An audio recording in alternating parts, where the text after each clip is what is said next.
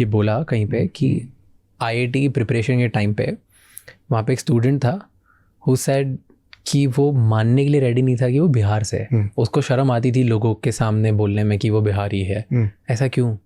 Why do you think कि ऐसा होता है, या आज भी होता है कि नहीं होता है, किसी उसी टाइम होता था?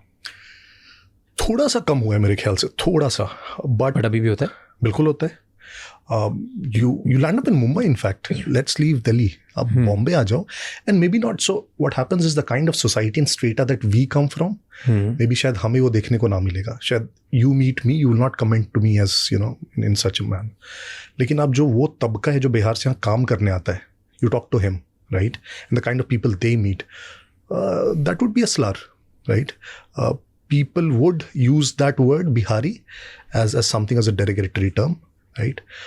It used to happen much more, I would say, in the 90s and 2000s. I've experienced personally, right? तो मैं दिल्ली में कटवरिया सराय से, जहाँ फिटजी का सेंटर था हमारा IT का, कालू सराय उसे बोलते थे, वहाँ जाते थे बस से, एंड बस में कंडक्टर्स अक्सर कोई भी वैसा बंदा मिल गया जिसने थोड़ा सा भी कुछ गलत किया, गलत से चढ़ गया, उतर गया, या टिकट नहीं लिया, वैसा कुछ भी, या बस के सामने से कोई तेजी से पार हो गया तो ड्राइवर चिल्लाता था, यार बिहारी है क्या? So yes, very true.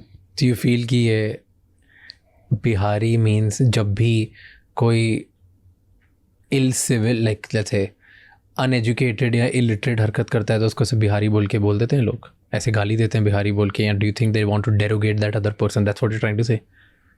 That's what I'm saying. So it has reduced, थोड़ा कम हो गया है, but still it is there.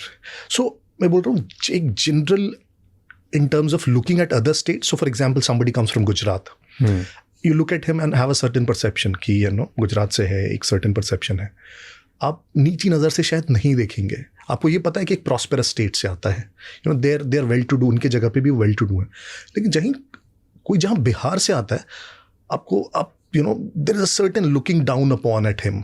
Okay, let's go back. Okay, जब बिहार वेस्ट बंगाल और उड़ीसा के साथ में था, राइट? तो जब तीनों स्टेट एक जैसी थी, साथ में थी, तब एक काफ़ी बड़ी स्टेट हुआ करती थी एंड काफ़ी प्रॉस्परस होता था, इंडिया का बिजनेस काफ़ी वहाँ से होता था। अब तीनों अलग अलग हो गई, तो ऐसा क्या हुआ दैट बिहार बहुत, it's still one of the poorest country, one of the poorest states in the country, and West Bengal के साथ वैसा नहीं हुआ? और जो ये नैरेटिव है वो बिहार का ही नैरेटिव स्पेशल बना, वेस्ट बंगाल के लिए नहीं बना, उड़ीसा के लिए नहीं बना, ऐसा क्यों? Or maybe tell me the good point is, were you born at the time when all three states were together? No. So the state got bifurcated in 1912. That was way back. Bihar became Bihar in 1912. So there's a long history to it. See, Bihar has been, at least not the state, but that region itself, it's called, उसे जो Republic की जननी कहा जाता है बिहार को, Pataliputra, we all know. जो rulers आते हैं वहाँ से, जो इतने आर्यभट्ट से लेके बुद्धिज़्म, जैनिज़्म, एवरीथिंग, सब कुछ बिहार से आया। मेरे ख्याल से जो डिक्लाइन आना शुरू हुआ, एक तो प्री इंडिपेंडेंस डिक्लाइन आया। प्री इंडिपेंडेंस डिक्लाइन का एक बहुत इंपॉर्टेंट रीज़न जो मैंने बुक में भी मेंशन किया है, वो ये था कि जो वहाँ पे ज़मींदारी का सिस्टम था बिहार में, वो पूरी बंगाल प्रेसिडेंसी में, सो एज टू से, वो परमानेंट सेटलमेंट बोलते हैं उस सिस्टम को। और बॉम्बे में और आपको मद्रास में वो मिलेगा रैयतवारी का सिस्टम। क्या होता है, दोनों समझाओ। परमानेंट सेटलमेंट में क्या होता है कि जो जमींदार को टैक्स देना पड़ता था ब्रिटिशर्स को, वो फिक्स था, तुम्हें 50,000 देने ही देने, चाहे कुछ भी हो जाए। जो रैयतवारी में सिस्टम था वो परसेंटेज ऑफ प्रोडक्टिविटी पे लिंक था। अचानक से ना एक दिन उसका कॉल आता है, सॉरी मैसेज आता है मेरे पास, hi Payal, I want to meet you. मतलब तो बंगाल में क्या होता था कि जमींदार के पास कोई इंसेंटिव नहीं था प्रोडक्टिविटी बढ़ाने के लिए, और रैयतवारी में क्या था, उनको इंसेंटिव था प्रोडक्टिविटी बढ़ाने के लिए।